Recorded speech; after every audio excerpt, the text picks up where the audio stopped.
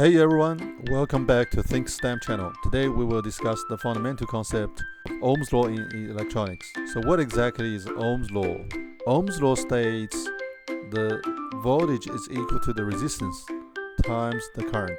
To verify Ohm's law, we will measure the resistor value and the current flowing through each resistor. Use that data to calculate the voltage and confirm that it aligns with Ohm's law. To set this up, we will need a breadboard, power source, jumping wires, a few resistors, and a voltmeter.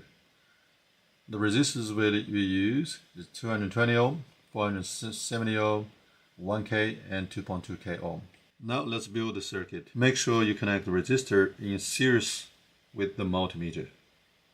The multimeter need to connect to the milliamp terminal. Let's take the recording of the resistor value, 217 ohm. Turn the multimeter to 200 milliamp scale and take the recording is 40.1 milliamp. Now repeat the procedure to try a few more different resistors. Now we're going to process the data. The first step is to convert current from milliamp to amp.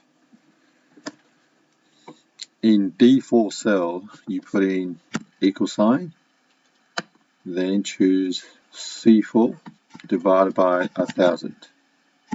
Enter. So 40.1 milliamp is converted to 0.0401 amp. Now put your cursor at the corner until it turns into a black cross. Double click. It populates the rest of the data in this column. The next step is to calculate the voltage. Multiply the resistor value and current value. So put in equal sign. Choose V4 times D4.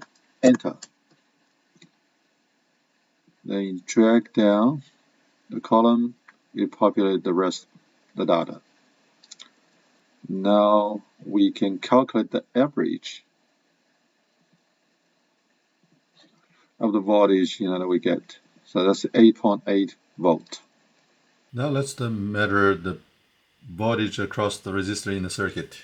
8.73 volts. The voltage drop across the resistor is approximately the same as the current times the resistance. Hope you have a good understanding of Ohm's law by doing this experiment.